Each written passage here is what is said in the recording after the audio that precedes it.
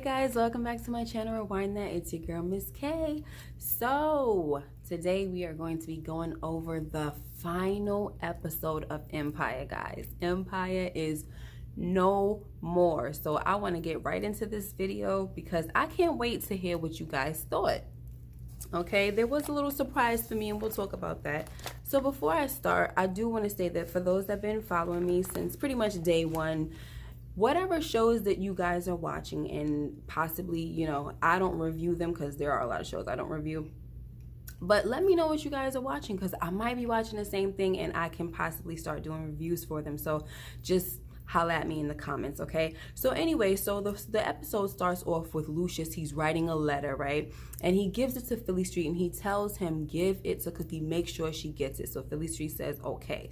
Then we go into this whole funkadelic scene, all right? And I really don't want to waste my time on that because I really found it to be, I just couldn't take it seriously. Like, it was just, I guess they were trying to be a little lighthearted or whatever with the whole Cookie and the back in the day, 70s, whatever. I don't know. I just don't want to dwell on that. That was kind of just left. I understand it was a dream, but I just thought it was kind of stupid. It was a waste of time. Anyway, so Cookie's in therapy and she's talking about this funkadelic dream that she has and she feels like she was a superhero and all this stuff. So the therapist asks her how she became Cookie. So Cookie tells her that Lucious gave her that nickname, which I didn't know, by the way. But she doesn't get into the full story because she doesn't have time, right? All she's thinking about is the fact that her son is about to move to Africa and she ain't trying to hear that. So she don't want to go down no memory lane to tell this therapist how she became Cookie and all that. So she leaves, right? So next we see that Lucious and Cookie have weaseled their way into the board of Pampelmoose. And I say weasel in the friendliest kind of way, okay? Because I'm very proud of them because they done fired Giselle again, okay? So next we got Cookie and Lucious and they're riding home and Cookie is definitely looking like she has just, her mind is just way preoccupied. And Lucious, he notices and he's like, what's going on, girl? You know, we just won and you look like somebody even stole your dog. So she says, you know, I just got a lot on my mind. I went to therapy and the therapist was asking me how I became Cookie, and it just seems like Cookie came in and took over and Lanitha vanished. So Lucious was like, you are still Lanitha, that sweet, loving, kind person is still in there. It's just that Cookie had to come out. Cookie is that monster that needed to come out so that she could protect Lanitha and her loved ones. And he was basically telling her, you know, you're a survivor and you're still standing even after the stuff that I put you through. And Cookie was definitely touched by it, and she told Lucious that she really needed to hear that. So that was a nice little moment between Lucious and Cookie. So next we have Hakeem telling Andre that he really shouldn't go to Africa because his son needs him, and he knows what it feels like to grow up without one of his parents. He says, remember what happened to me when mom went away. How do you think I felt about that? Hakeem tells him he needs to fight for his son. And Andre says, it's over, okay? Terry doesn't trust me with him or trust me with anything. But Hakeem says, we got lawyers on retainer. Go get your son. I'm not going to say too much about the next scene, but I really just want to say that Becky as a boss is not very nice. Okay, she's been a messed up friend of Porsha for a minute now. Anyway, moving on. Next, Lucious tells Cookie that he's going to go on tour with Yana. But he had to confess to her that the song he wrote for Yana was about him and Cookie, which Cookie already knew, right? So he also said, okay, well, you didn't know this, all right? The song was written from some unsent letters that he wrote her while she was in jail. And she said, you never wrote me no letters with your trifling behind, right? But he was like, yes, I did. I just never sent them, which I already said. But all right, so then he goes on to apologize and lets her know that he can't change the past and that he lied when he said that he built Empire without her. He basically told her that the only reason he didn't allow Empire to fail is because he didn't want her 17 years to be in vain. So she tells him that those 17 years are not on you. You have no idea how much they're not on you. But she still didn't tell him that it was Carol and Candace that was the reason behind her going to jail. So next, Hakeem and Maya are in an interview, and the interviewer is asking Maya about her mother and how she was raped in prison by a prison guard. She tells Maya to talk about the journey from prison baby to wife of Hakeem Lion. So clearly these weren't the talking points, and Maya is upset and starts crying. So Hakeem says, this interview is over, my wife is crying, and I don't care about nothing else. So he kicks everybody out, and I guess him and Maya have a little bonding moment or whatever. So I guess, you know, guys, that's it. I guess he must have fell in love with Maya that quick or whatever. But I don't know if last week's episode showed that she did something so touching for him, showed that she was some type of ride or die chick. I don't know, but I guess it's Hakeem and Maya now. Whatever. So next, Hakeem and Maya perform, and all I gotta say is they definitely don't have the same chemistry as Tiana and Hakeem. I mean, even when Tiana and Hakeem were broken up, their chemistry was still on point, okay, when they was performing. So anyway, they just don't have, like I said, I just don't feel like they compare to Hakeem and Tiana, but whatever, you know, whatever floats your boat. They might actually work better than Tiana and Hakeem, because Tiana and Hakeem kind of have like a toxic relationship, I guess, if you want to call it that. You know, they're always going at it, but whatever. Anyway, so next, Becky wants to make amends with Porsha for stealing her song and for just being a plain old mean girl. So she tells Porsha that she can spit a verse on stage with Tiana. And Porsha is super excited and, of course, accepts Becky's apology, okay? So that was nice because, like I said, Becky was being a really mean girl. Like, I don't know if there is a thin line when you start working with your friends and stuff and family members and everything. So I don't know if she felt like she needed to kind of like be that boss type of bee to get things happening, but you know, she was doing certain things like taking her friend's song. She was doing things that still was crossing that line, like, okay, we're not friends. She was being a cutthroat boss instead of remembering that she was also Porsha's friend, okay? Yes, you gotta sometimes put on that boss hat, but the friend is supposed to remain, which means that you shouldn't be backstabbing your friend or stealing her songs or whatever the heck she was doing, okay? So I'm glad that she made that up because Becky was slipping. Okay, so I also want to say real quick that we see that Andre decides to stay, okay? I didn't mention that he made a call to his wife, Terry, and said that I'm going to be here for Walker, for my son, whenever you're ready. So he decided to stay, which is great, okay? So next, Yana goes on stage, but before she goes on stage, she figures out that Lucious isn't going to go on tour with her. So she says, I knew it. I saw this coming. She has your heart, and she always will. So while she's performing the song, he's lip-syncing the words to Cookie, who is on the other side of the stage. And those flashbacks, guys, oh my gosh. It was kind of emotional. I didn't cry or nothing, but seeing all the memories that they were showing and that song playing at the same time, it was like, oh my gosh, Empire is really over. And it was really bringing back some memories like, yo, Cookie, especially with Cookie. I'm like, Cookie was really something else, man. I'm just gonna miss the show. Anyway, so after Yana gets off stage, Lucious tries talking to her to help her feel better, you know. He lets her know that he does love her, and she's going to captivate the world just like she did to him in that bar.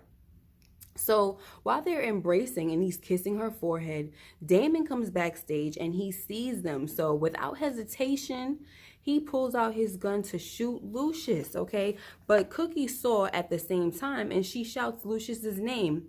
And, you know, we go to break and we come back and somehow we see that Yana was shot instead, okay? She was shot and killed, okay? So I don't know if, you know, she jumped in front of the bullet or whatever and tried to protect Lucious. They never let us know that or see that. All I know is they cut to commercial, and when they came back, it was all on the radio. Lucious is crying. He got pictures of Yana on his little table or whatever. Damon is crying in the car, and then he's listening to her song on the radio, and then the radio guy comes on saying Yana was killed at Bossyfest. So honestly, guys, I didn't like Yana for Lucious. You know, I was definitely not here for that. I was tired of the whole Yana and Lucious story, but I did not want her to get killed. Like, sheesh. I mean, it's crazy that she beat cancer just to get killed by her own father accidentally, okay, because of his rage. He couldn't control his rage. And, like, unfortunately, because of that, he has to suffer the consequences of losing his child at his own hands. All right, so Anyway, you know, she was a rising star, and I just thought that was pretty sad. I thought that her going away on tour was a perfect way to get rid of her. You know what I'm saying? Lucious was ending it with her, and that was that. That would have been totally fine for me, but for her to get killed was pretty sad. But anyway, so next, the Lion family sits down and they have to discuss 24/7 security detail because Damon is still out there as an ongoing threat.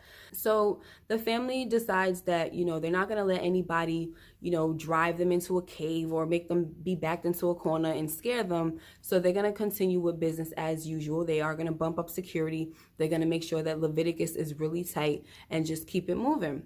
All right, so the boys leave, and Cookie says to Lucious, please promise me that you're not going to go after Damon. You're going to leave him out of this. And Lucious says, it's not on me, it's on Damon.